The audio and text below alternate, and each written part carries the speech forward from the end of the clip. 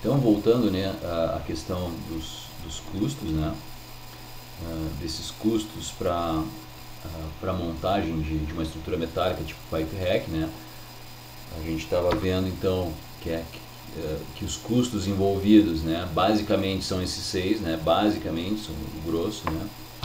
Então, estava falando da mão de obra indireta, né, que são aquelas pessoas que não estão envolvidas diretamente com o produto, que é o engenheiro, o técnico de segurança, o almoxarifado, o administrativo, né. São pessoas que podem estar envolvidas na obra, né, lá na montagem principalmente, né, mas, mas não estão diretamente envolvidas na produção. Tá. Uma coisa que acontece assim, vocês vão ter dois tipos e aí a mão de obra direta, só para concluir, né? A mão de obra direta, ela efetivamente é o auxiliar de produção, é o soldador, é o mecânico, né? É o eletricista. O eletricista, nesse caso, né, poderia ser uma mão de obra indireta, porque ele não está diretamente com a mão no produto ali, né? Então ele pode ser um apoio, né, um eletricista. O pintor, né? Esses caras são o pessoal da mão na massa ali, né? São a mão de obra direta. Lá na fábrica, né? Então tu vai ter bem distinguido dentro do quando tu está falando na obra, quando tu tem a tua estrutura na obra, no canteiro do cliente, tu tem isso aqui bem definido. Mas tu imagina na fábrica, quem é a tua mão de obra indireta na fábrica, né? Normalmente, então, tu associa esse custo de mão de obra indireta a um valor de fábrica, né? A um custo administrativo de fábrica, digamos assim, a um custo indireto de fábrica, né? E aí ele vai estar associado a vai estar associado ao pessoal do administrativo, vai estar associado vai estar associado à diretoria da empresa, vai estar associado ao planejamento, o corpo de planejamento como um todo, né? Então, o final das contas é que tu vai ter um custo de mão de obra indireto, tá? A mão de obra direta, então, são as pessoas envolvidas, né? Então tu tem um imposto em cima desse custo de mão de obra. Essas pessoas têm salários, né? Essas pessoas têm salários e tu tem impostos em cima sobre esse salário. Então, se tu paga 1.000 para uma pessoa, né? Se essa pessoa recebe 1.000, né? Na verdade, ela não vai, na verdade, o teu custo vai ser maior, mais do que 1.000, né? Vai ser 1.000 mais essa carga tributária em cima do salário, né? Tu vai ter um custo de mobilização e desmobilização da mão de obra, né? Se tu precisar contratar, por exemplo, para dentro da fábrica, ou se tu precisar levar pessoas para o canteiro do cliente, isso tem um custo, né? Porque tu precisa fazer um processo de integração, tu precisa, a pessoa precisa se direcionar até lá, fazer um processo de integração, precisa fazer exames muitas vezes, né? Tem que fazer um briefing, alguma coisa antes de entrar na empresa para questões de normas de segurança, né? Tem o custo de desmobilização também quando tu sai do canteiro, né? Quando tu acabou o teu prazo ali nesse projeto, tu desmobiliza a equipe. Essa desmobilização é um processo também que leva tempo, né? As pessoas vão sair da empresa, vão ser demitidas, por exemplo, vão ser desligadas, né? Ou vai se manter essas pessoas, né?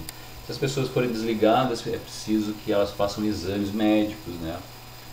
Então, tudo isso leva um tempo, né? Até tu não estar pagando mais essa pessoa, né? Então a gente fala isso de custo de mobilização e desmobilização. Deslocamentos, né? Como é que essas pessoas vão ser transportadas, né? Como que essas pessoas vão ser transportadas? Refeições, né? O que essas pessoas vão comer, né? Normalmente as empresas fornecem isso, né? Deslocamento de refeições. E EPIs, né? Os equipamentos de proteção individual, né? Cada atividade, né? O soldador vai ter os seus EPIs específicos, o mecânico vai ter seus EPIs específicos, né? O ajudante vai ter seus EPIs, enfim, todo mundo vai ter EPIs, né? Para cada respectiva função. Tá? Os pintores vão precisar de máscaras, né? Máscaras de respiração. Então, basicamente, esses são custos associados assim, diretamente à mão de obra, né? São salários, né? Custos de mobilização e desmobilização, deslocamento, né? Como que tu vai trabalhar, né? No teu deslocamento para o trabalho, né? Refeições e EPIs. Tá? Então, por exemplo, né? Aqui tem um exemplo de tabulação de mão de obra indireta, né? Isso aqui é um exemplo de um orçamento de tabulação de projeto, tá? Então tá lá o engenheiro de campo, por exemplo, né? Isso para uma situação de montagem, tá? Uma situação de montagem. Então tá lá o engenheiro de campo, né? O engenheiro de campo tem um salário, né? Que está meio baixo esse salário, inclusive, né? Mas tem esse salário aqui, tá? Tem um tempo de trabalho nessa obra, né? A quantidade, né? E o que isso vai dar em termos salariais, né? E para cada o técnico de planejamento, né? A pessoa que cuida da parte de planejamento, que é cronograma, controla histograma, controla a medição, né? Faz uma série de controles, né?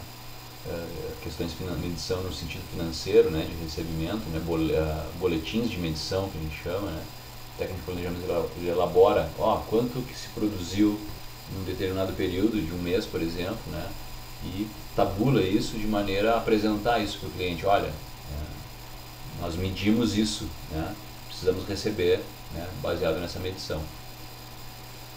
Algum encarregado de documentos, né, quando tu trabalha com questões de qualidade, né, tu sempre precisa, dependendo esse aqui, por exemplo, né, tem um encarregado de documentos, é um cara que organiza documento, né, de obra, né, documentos relativos à qualidade, né, por exemplo, né,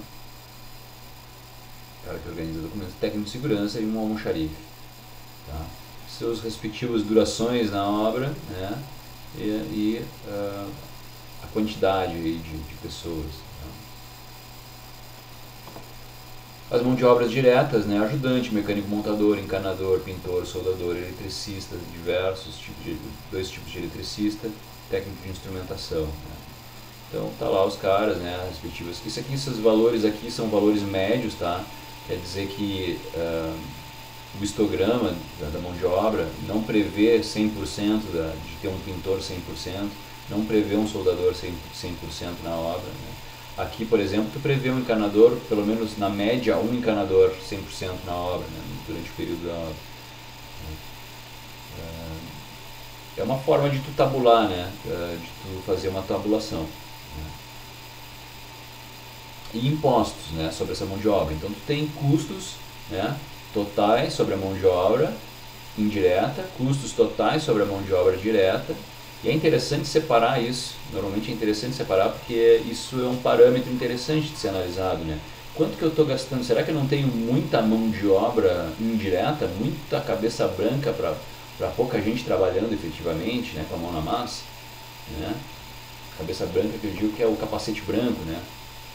Normalmente o pessoal de administrativo, assim, a mão de obra indireta dentro de canteiros, assim, tem capacete branco e o pessoal direto tem capacetes de outra cor, por exemplo, amarelo. Né? Então, às vezes tu tem um custo muito alto, né? Tu pode estar, eu tenho um custo muito alto em relação ao pessoal aqui, eu tenho um custo administrativo de 145.750, eu tenho mais custo administrativo do que custo mão de obra direta, né? Será que isso faz sentido? Pode ser que sim, mas pode ser que não. Né? No caso se isso aqui fosse uma estrutura metálica, provavelmente não. Tá? Isso aqui não faz sentido. Tá?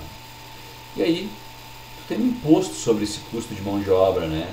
Que normalmente, né? Aí quais são esses impostos? Né? E aí é impostos em cima de folha de pagamento, né? Isso é um processo totalmente contábil, né, cara? E aí é um negócio que realmente, para te ter uma ideia, o que incide sobre a folha de pagamento? Olha a quantidade de coisas.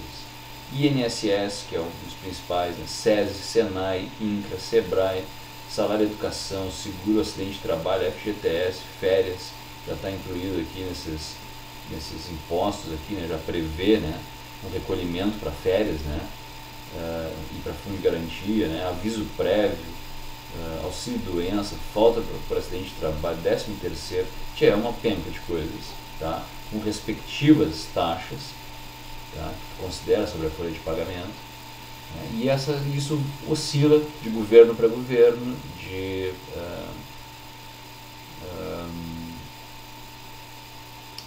né? Oscila tanto de existência de um ou outro, ou como, né, pelas alíquotas, né? Então, normalmente isso aqui quem faz é um pessoal especializado em análise contábil, né? Esses aqui são os principais, né, que normalmente não mudam muito, mas esses aqui oscilam um pouco, né? Esses de baixo aqui oscilam um pouco. Esses primeiros aqui são principais, assim, né? Mas assim, via de regra, tá? Para fins de orçamento, de maneira bruta, assim, 85% do salário bruto. Né? Acrescenta então 85%, né? Então tu multiplica o salário do cara por 1,85, né? E vai te dar aí aproximadamente, né, uma boa precisão, né, uma precisão interessante, satisfatória, né, eu diria, né? Uma ideia sobre impostos sobre mão de obra, tá?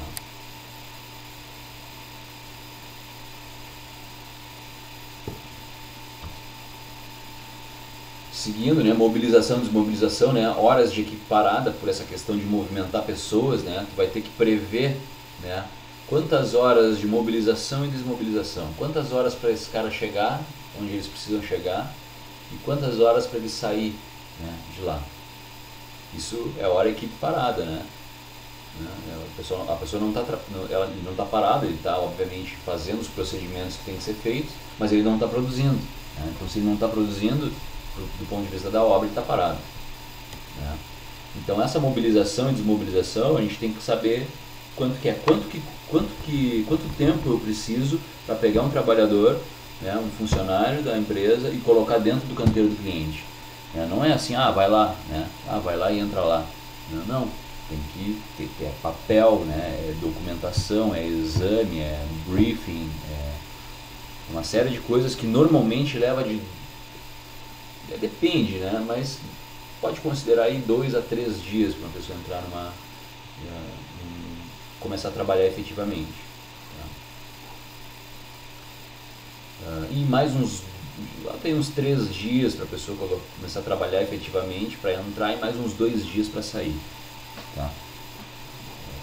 Aí faz exames, né? Se ele vai ser demitido, ele precisa fazer exame demissional, né?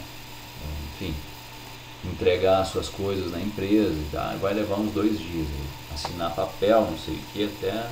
Então são 5 dias aí praticamente para mobilizar e desmobilizar pessoas. Custo então com exames, né? Isso aí a gente precisa saber, né? Exames médicos, né? Quanto custa para a gente realizar exames? Quem são as pessoas que vão precisar realizar exames? Quais são os exames? Né? Exames médicos aqui no caso.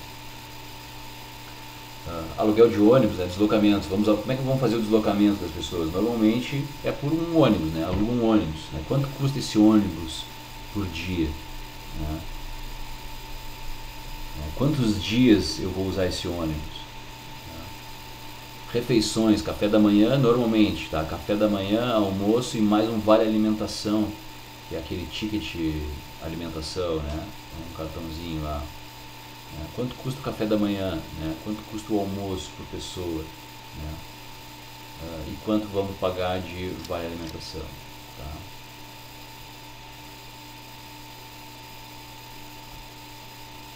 E os EPIs, né? Uma lista de EPIs aí que tu vai precisar levantar, né? E os custos unitários de cada EPI, quantas pessoas vão usar cada EPI. Nem todo mundo vai usar a mesma coisa, né? Por exemplo, protetor auricular externo, né? Nem todos vão precisar usar protetor auricular externo, né? Aqueles maiores assim, né? Aventais de couro, né? Nem todos vão precisar usar aventais de couro, né? Esses valores aqui são totalmente desatualizados, não sei quanto custa hoje, né? Isso, né? Mas enfim, os EPIs têm uma parcela significativa de custo aí, tá? que EPI é um negócio interessante, porque o EPI ele acaba, às vezes, extrapolando teus valores, né? Pelo uso desenfreado do EPI. Então, tu tem uma previsão, né? E na obra funciona, nos projetos funciona da seguinte maneira, né? Tu tem uma previsão de custo, né? Para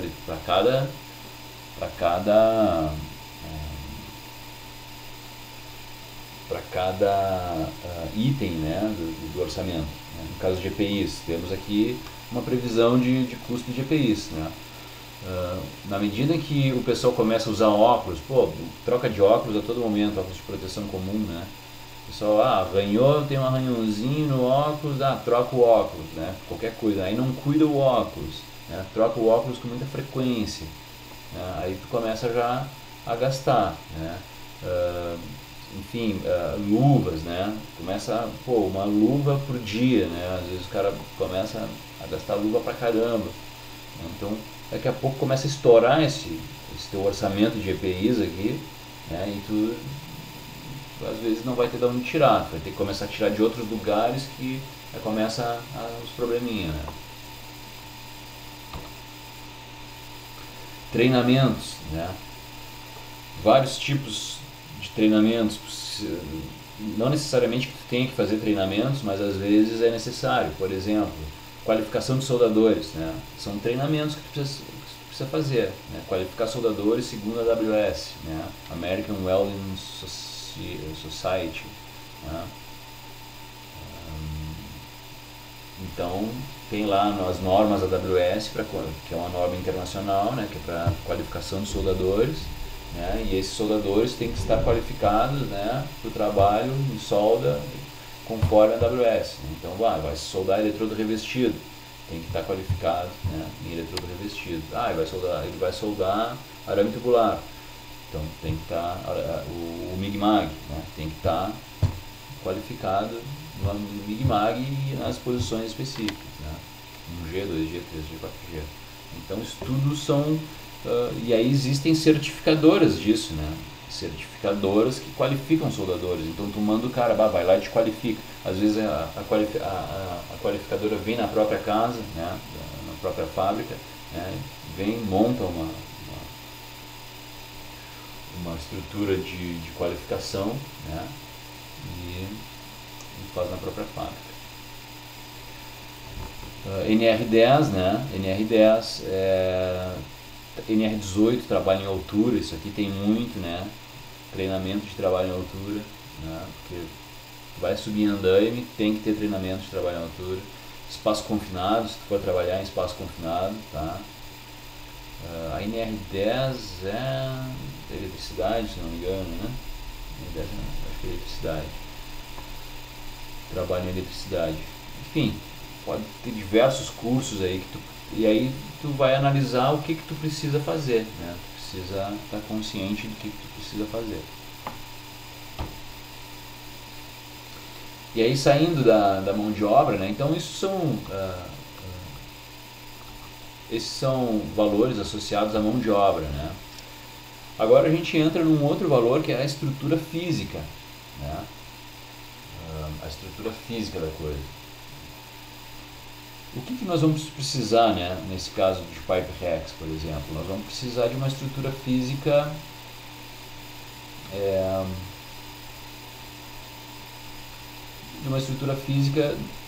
já existe uma estrutura física na fábrica, né? Ela já existe, mas no canteiro do cliente ela não existe, então a gente precisa prever isso, né?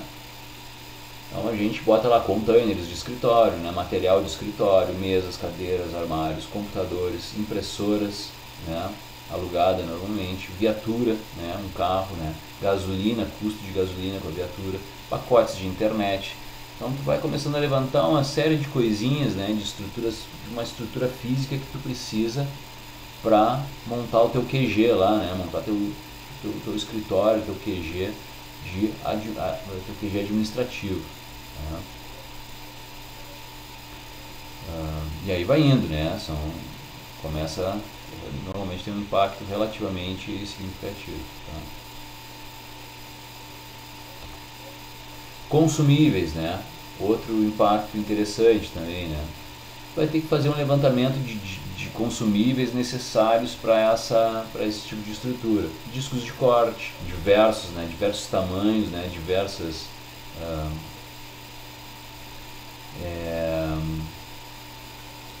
disco flap, né, disco de desbaste, disco de corte, desbaste, flap, né, são tipos de discos diferentes. Esse disco flap, para quem não conhece, são discos abrasivos, né, são lixa em forma de disco, assim, né, é bastante usado para limpeza mecânica, assim, de aço, né.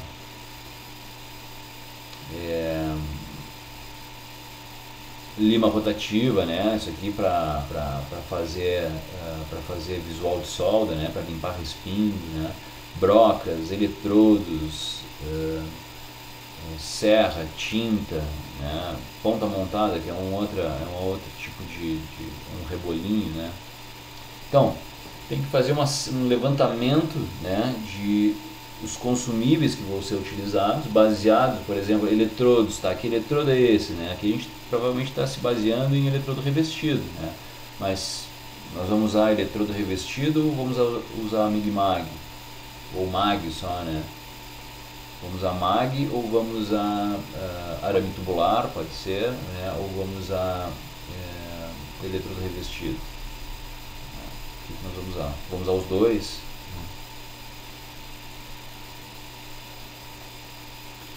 Então, os consumíveis, né?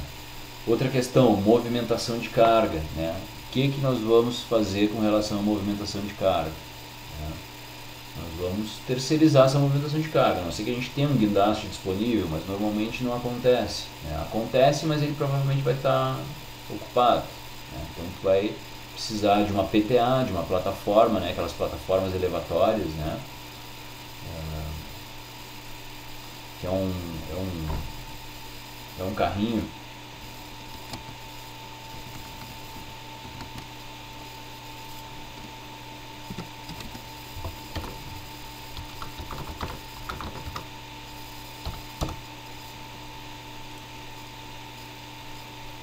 esses carrinhos aqui, né, que são controlados por controle aqui no cesto, né, esses em forma de tesoura. Isso aqui, cara, isso aqui é interessante, né.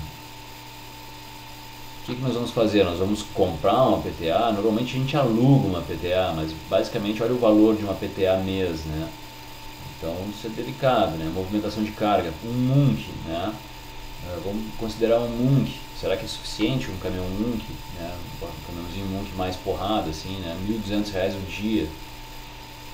Bem, isso aqui, esse valor aqui já não existe mais, né? Esse aqui deve estar o dobro disso. Andaime, né? Material de andaime.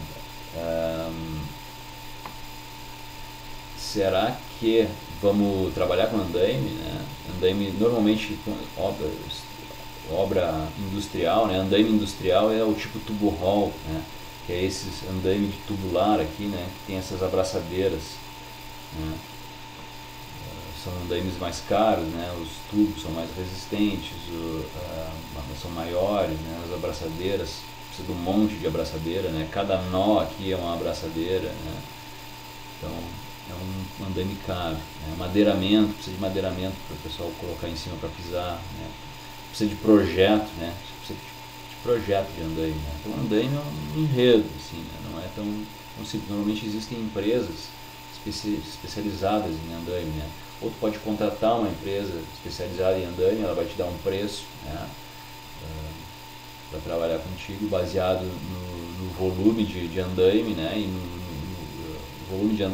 volume de andaime que tu vai precisar e quantos profissionais, né, então os caras vão terceirizar para ti.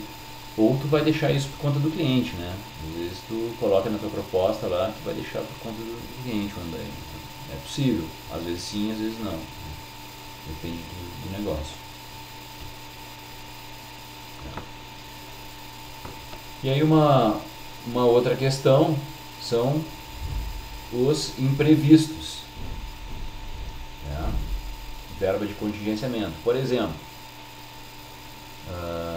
Impactos, ele prevê alguns riscos aqui, ó. Impacto sobre o custo da folha de pagamento, né? Greve, né? Ele tem aqui greve durante a execução, impacto das reivindicações. Então ele tem uma greve, impacto dos dias parados, né? Ele considerou 10 dias de greve e uma probabilidade de ocorrência, aquilo que a gente discutiu na aula passada sobre riscos, né? A probabilidade disso, né? Calculou uma probabilidade de ocorrência de 30%, né? De 10 dias. Né? Então, quanto isso vai impactar toda a tua mão de obra parada, né? Por 10 dias. Né? E aí tu vai multiplicar esse teu custo por 30%. Tá? E além dos impactos dos dias parados, tu tem o impacto das reivindicações, que provavelmente, né, vai acontecer alguma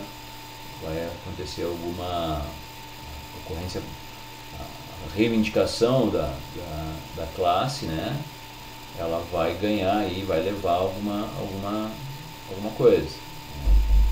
Vai ser negociado, né, mas ela vai levar alguma coisa. Então ele considerou aí, isso aqui título de exemplo, né? Ele considerou 0%. Dissídio maior que o esperado, é um risco, né? 5% da folha, né? O valor da folha, né? É um dissídio maior que o esperado e pode ser um dissídio menor que o esperado, né? Tu vai prever um valor de dissídio aí, pode prever, a gente não vai conseguir prever isso aqui no nosso orçamento, mas pode ser que consiga, né? É possível, mas muito provavelmente não vamos conseguir prever. Mas o dissídio, porque o dissídio é um reajuste, né, um reajuste anual, né, de salário, da folha salarial. Né. Então esse dissídio ele é um processo anual. Daqui a pouco a obra que está inserido, né, ela não pega o período de dissídio, que é o que vai acontecer com a gente com a nossa obra aqui, que tem um período de 4 ou 5 meses. Né? Então ela não vai pegar o período de dissídio. Agora, se a tua obra começa em outubro e termina em maio do ano que vem, por exemplo, então tu vai passar por uma virada aí, provavelmente, eu não sei exatamente quando é que acontece as discussões de dissídio, mas a tua obra pode passar por essa, né, pode atravessar essa negociação e ter um impacto na tua folha de pagamento, né? E aí tu vai prever esse impacto, né? Tu vai prever esse impacto. Bom, os últimos dissídios foram de 7%, né? 7% de aumento. Bom, então tá, 7% de aumento, então eu vou prever 7%, né? Mas pode ser que haja um dissídio seja 10%, né? E pode ser que um dissídio seja de 5%. Se for de 10% eu perdi, se for de 5% eu ganhei. Né? Então ele tem um negativo aqui também, né? Um risco positivo, que a gente chama. Né? Mão de obra, esse mão de obra a maior, mão de obra a menor. Alguma questão de mão de obra a mais que não está previsto, tá? Custo de mão de obra a mais que não está previsto.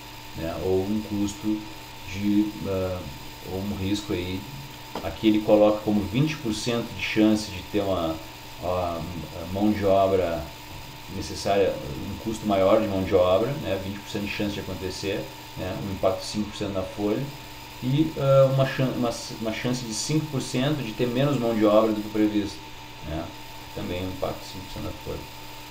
Isso tudo são previsões, na verdade, né? Tu vai prevendo baseado em dados históricos, na tua experiência, né? Na experiência de quem está fazendo orçamento, na busca de opinião, né? Enfim. Impactos na produtividade, né? Chuvas e raios não reembolsados. Né? Tu pode prever no teu cronograma, e aí tu pode revisar o teu cronograma em relação às chuvas, né? Tu vai produzir... teu trabalho vai ser feito em local coberto ou local aberto, né? Então vai ser feito em local aberto, né? Então eu vou prever no meu cronograma, né, alguma coisa a mais, né? Mas ao mesmo tempo eu tenho algum risco, né, de chuvas e raios aí, né, de da chuva me atrapalhar, né, e eu não está previsto naquilo, no meu cronograma, por exemplo. Tá? Menor produtividade, né, tu trabalhar com uma produtividade menor do que o esperado, né, e uma maior produtividade, tu trabalhar com uma produtividade, né, maior, né, do que tu achou que ia produzir, está produzindo mais do que tu. Então tu tem um risco positivo, né, e um risco negativo.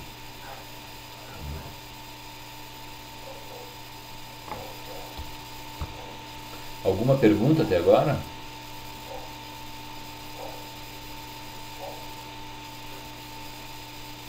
Por enquanto tá tranquilo, professor.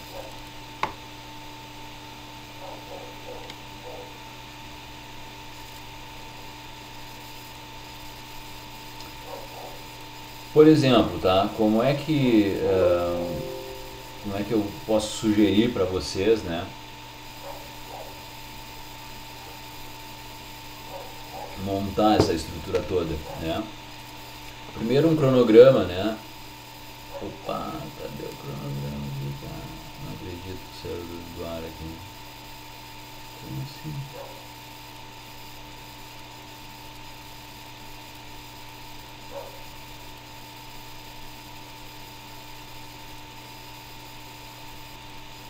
Será? Só um minutinho, pessoal.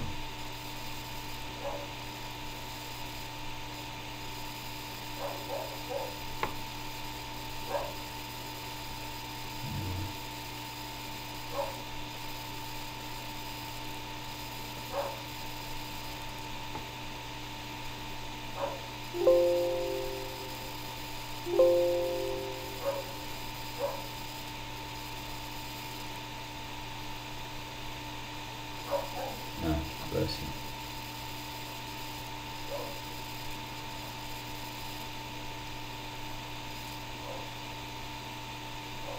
Então, por exemplo, né,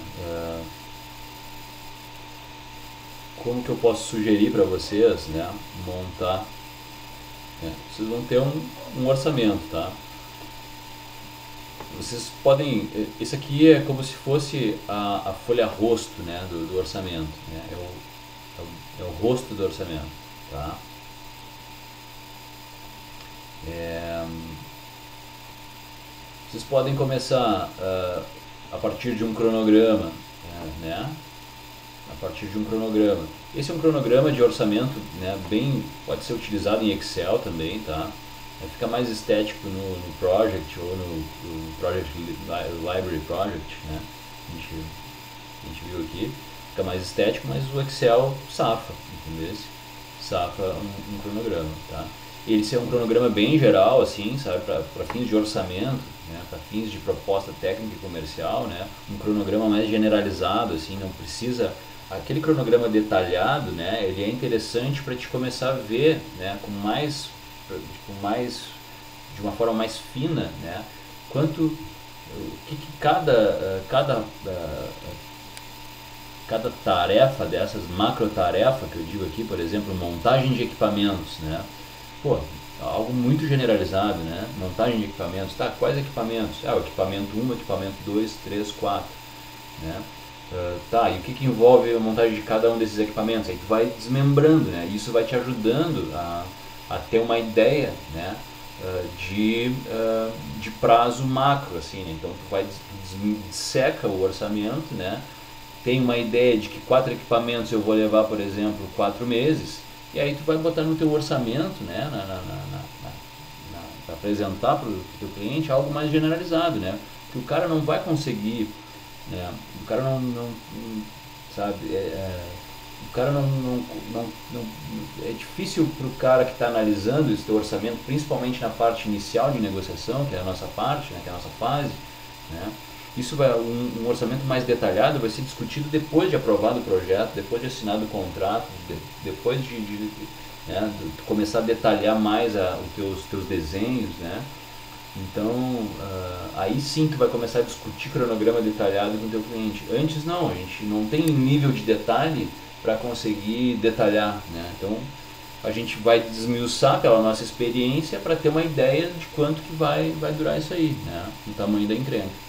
Né? Então, mas na apresentação tu pode colocar de maneira bem generalizada e pode colocar no anexo, né, um cronograma mais detalhado. Se o cara quiser, né, dar uma conferida ali, se ele tiver tempo e disposição para estudar o teu cronograma, ele vai fazer, mas vai estar no anexo lá, né, como complementar, né. Então logo embaixo do cronograma tu já vem um histograma, né, mão de obra indireta, né, mão de obra direta da mecânica, mão de obra direta de instrumentação, mão de obra direta elétrica, né. E aí, né, faz aquele gráfico ali de histogramas, né. Então é o tempo, né, as pessoas no tempo, né. Um histograma é isso, né. Quais pessoas, né, no tempo, né, e quantas elas são, né. Quais pessoas, tipos de funções e quantas elas são, né. E aí vai te gerar um histograma, né, de mão de obra que normalmente tem esse tipo de formato aqui, né, no meio da obra normalmente é o pico, assim, né, da obra, tá? E aí tu consegue estimar aqui, né, fazendo um número total de pessoas aqui, né, consegues estimar um total de HH, né, que tu vai gastar. E aqui tu monta então, isso teoricamente nós já poderíamos ter feito, né, ou já fizemos na verdade, né, na primeira etapa da nossa proposta, tá? Mas ela nos serve como base aqui para a gente montar a nossa mão de obra, né? Pessoa por pessoa, né? Salários, né? E aí tu vai pegar esse cronograma aqui, histograma, né? Vai fazer um valor médio, né? Como é que tu vai tabular isso aqui, né? Pô, vou ter que pegar um valor médio. Eu não vou ter, por exemplo, um soldador 10, né? Se esse cronograma aqui tem 10 meses, né? 10 meses de obra, né? Tu não vai ter um soldador, eu não vou precisar, por exemplo, de um soldador por 10 meses, né? Mas na média, né? Dentro desses 10 meses, na média, eu vou ter 0,6. Ou tu pode pegar e dizer assim, não, eu tenho 3 soldadores, vou ter 3 soldadores durante 5 meses, né? Por exemplo.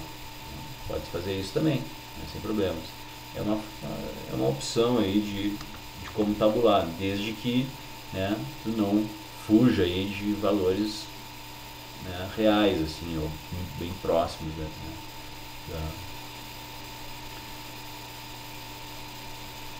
aí a questão ali que a gente discutiu, né, a gente discutiu isso aqui tudo, né, aí tu vai chegar a um custo total aí com mão de obra, né, vai chegar no custo total de mão de obra, né. Treinamentos, tu pode colocar aqui uma aba treinamentos, especificar quais treinamentos tu quer, né, estrutura física, e aí tu vai detalhando, né, vai abrindo abas, né, ferramental, né, uma coisa que eu não coloquei ali na apresentação, mas é necessário, né, máquinas de solda, esmerilhadeira. E aí como é que tu vai fazer, né? Tu vai comprar uma máquina de solda, por exemplo, vamos pensar no exemplo da máquina de solda. Nós vamos comprar a máquina de solda especificamente para esse projeto, né? Uma máquina de solda custa aí 20 mil reais, uma boa máquina de solda, multiprocessos. Chuto eu, tá? Uma ESAB, por exemplo, multiprocessos, em torno de 20 mil reais. Não sei como é que está hoje, na minha época era isso.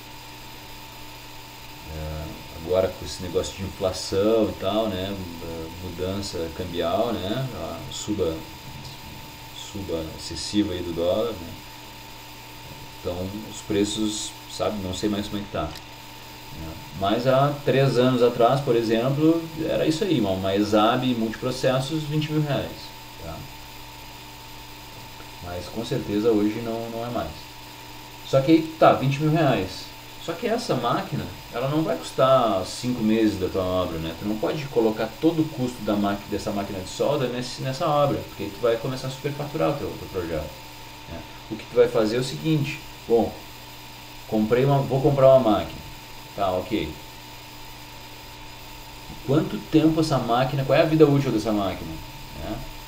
Tu vai estimar aí por horas de operação ou por anos, né? Sei lá, essa máquina vai ter vida útil de 5 anos. Então tá, Então tu vai dividir o valor da tua máquina por 5 anos que tu vai usar ela, depois tu vai revender, ou tu vai negociar, sei lá, mas tu vai depreciar a máquina, né? Então desses 5 anos de utilização tu está usando 4 meses, tu está usando 5 meses, e é esse o valor que tu vai botar. Mas não vai botar o valor inteiro da máquina de solda, né? A não ser que tu... Quando a gente fala em esmerilhadeiras, né, máquinas rotativas pequenas, essas, cara, essas normalmente duram uma obra, né? Essas normalmente duram uma obra, elas vão pro pau, né? Elas entram na pauleira e elas duram um pouco mesmo, elas vão durar um ano, né? Elas, às vezes nem isso, né? Quando a gente fala aí no setor metal mecânico, né, a durabilidade dessas máquinas, quando o pau pega mesmo, é baixo. Então, às vezes, a gente pode considerar comprar algumas máquinas exclusivamente para esse projeto. São máquinas relativamente baratas em relação ao valor total do projeto, né? Dá pra meter, né? Dá para comprar. Né? Caixas de ferramentas, né? Com as respectivas ferramentas de mecânico, de eletricista, né? Escadas, né? Robôs, né? Que são, na verdade, tomadas de energia, né? Imagina tu no meio da obra, né? No meio da... tem que ter pontos de energia, então tu busca, né, energia de algum ponto distante, traz através de um painel, né? Então tu traz energia e coloca um painel, né, no meio da tua obra lá, que é um robozinho, né, que chama, né? Robozinho, né? Detalhes. Então tu vai analisar os equipamentos e vai pensar, bom, eu vou usar exclusivamente, né, para essa obra, né, vou comprar exclusivamente para essa obra, eu vou trabalhar com depreciação. Normalmente máquinas de solda trabalham com depreciação. Tá? Movimentações de carga, né, e assim tu vai vendo riscos, né, tu pode, não coloquei aqui, né, mas tu pode atribuir riscos, né, e como a gente mostrou aqui, né, atribuir riscos, né, ponderar, né, e fazer ponderações, né, e qual é o impacto desses riscos, né, qual é o impacto desses riscos financeiros, né, eles vão impactar sobre a mão de obra, né, então tentar calcular, né, se eu tenho qual é o valor da minha mão de obra por mês, quanto eu gasto por mês da minha mão de obra, né, bom, eu gasto X, né, então qual é o impacto de um determinado risco acontecer e fazer com que esse X, né, qual o valor, ou então qual é o valor médio aí, o valor por dia né, por dia de mão de obra, né. Bom, 10 dias parados de mão de obra me custam, né, tanto, porque são tantas pessoas paradas, né, eu tenho tantas pessoas, elas vão estar paradas, eu vou estar pagando elas, né. Multiplica pela probabilidade, né, então tu pode fazer um levantamento de riscos. E aí tu vai abrindo essas abas, né, de apoio, para que tu chegue num dashboard aí, vamos chamar assim, né, de uma folha rosto de teu orçamento, né. E esses valores aqui tu pode ver que eu copiei tudo das abas, ó, né, copiei das abas, né. Então tu traz de lá, né, traz de lá. Então a gente já aí aqui eu já não identifico as funções, né? Eu digo, ó, salários de mão de obra indireta, salários de mão de obra direta, impostos, mobilização, desmobilização, né? Tu vai detalhando. Isso aqui tu pode abrir para o cliente. Pode abrir para o cliente. Na verdade, né, tem alguns detalhes aqui. O que acontece? Tu vai estar lá, né? O que tu não vai abrir para o cliente são esses custos relacionados a riscos, né? O que eu fiz aqui nesse caso? O que foi feito, na verdade, né?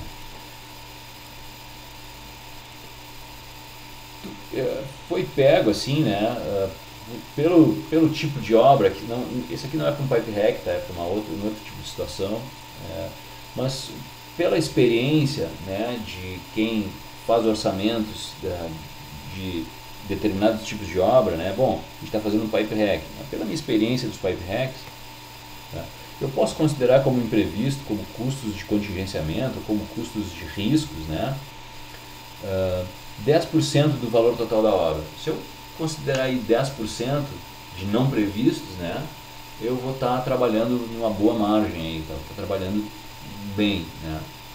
Então foi o que foi feito aqui, mas tu pode detalhar, o ideal é tu detalhar isso, né, detalhar de maneira, né, tabular isso de maneira mais precisa um pouco.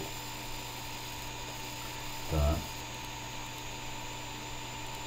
Então, esse custo aqui, o que tu vai fazer com esse custo, né? Com esse valor aqui? Tu não vai mostrar esse valor para o cliente. Tu não pode dizer assim, ó, imprevistos. O cara vai olhar assim, que imprevisto? Como assim imprevisto? Meu? Tu tá me cobrando uma coisa que tu não sabe o que é, né? Então, tu não pode aparecer na proposta, né? O que tem que acontecer então? Ele tem que estar diluído, né? Tu dilui, por exemplo, algo que vocês podem fazer é o seguinte, né? E aí muitos clientes pedem, né? Porque muitos clientes pedem, eu quero ver a tua composição de custos, né? Então muitos clientes pedem para analisar a composição de custos. Então eu faria o seguinte, eu poderia apresentar dessa forma, né? E suprimir esse último valor e diluir, né? Diluir igualmente aqui nesses itens aqui, tá? Poderia diluir eles. Eu faria isso aqui, por exemplo.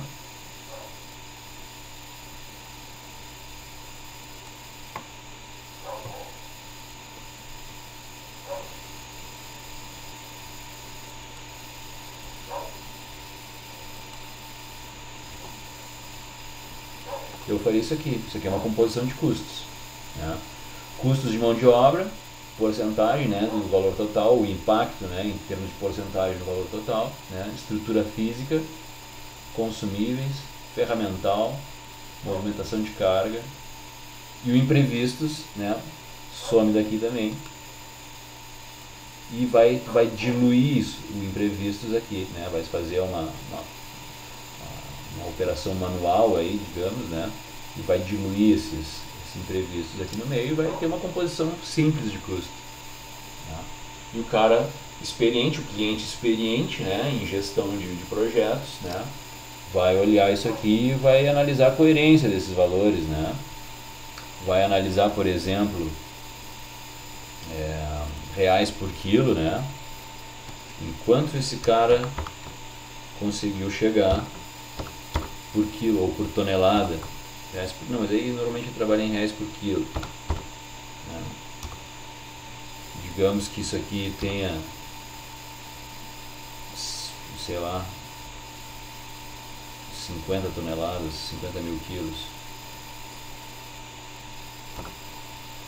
40 mil quilos, R$24 o quilo, né? Tá meio salgado para o mecânico.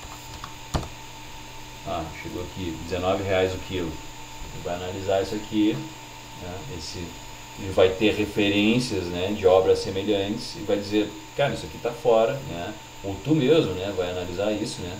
Analisar em obras semelhantes, vai dizer, tô fora, meu orçamento tá fora da casa, né? Isso não tá bem, tem alguma coisa errada aí, estou superdimensionando alguma coisa. Volta, revisa, né? E como é que tu sabe que esse valor está caro ou está barato, reais por quilo, né? Quantos reais por quilo, né, por peso, né, do teu projeto, né? Ou quantos teu HH tonelada, ele vai conseguir também medir, né? Qual é o teu HH tonelada, né? O teu HH tonelada é isso aqui, né? Então, busco meu HH divididos por meus 50 mil. Mas é 50. Estou aí com HH tonelada de 259. E esse HH tonelada aqui, ele tá de acordo, né? Essas informações elas podem estar implícitas, elas não precisam estar explícitas, mas o cara vai saber calcular isso. Ou tu pode até mostrar isso para o teu cliente também, pode fazer, tanto faz. Normalmente essas informações estão implícitas, mas se tu quiser explicitar isso, também é possível, tá?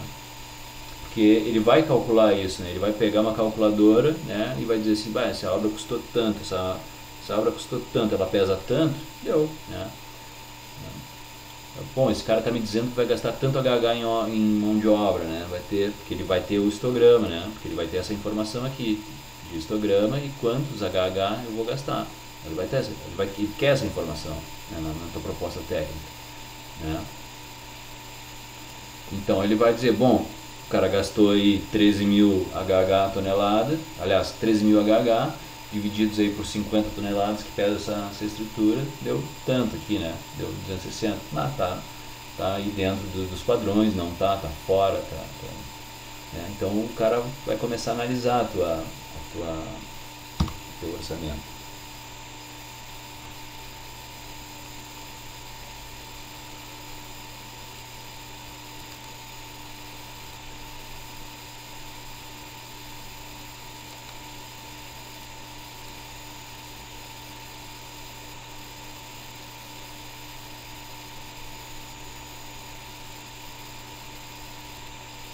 Certo, pessoal? Alguma dúvida? Ficou claro assim que esse procedimento de levantamento de custos? Alguém já teve experiência com isso? Os que estão aí, novidade? O que vocês acharam disso?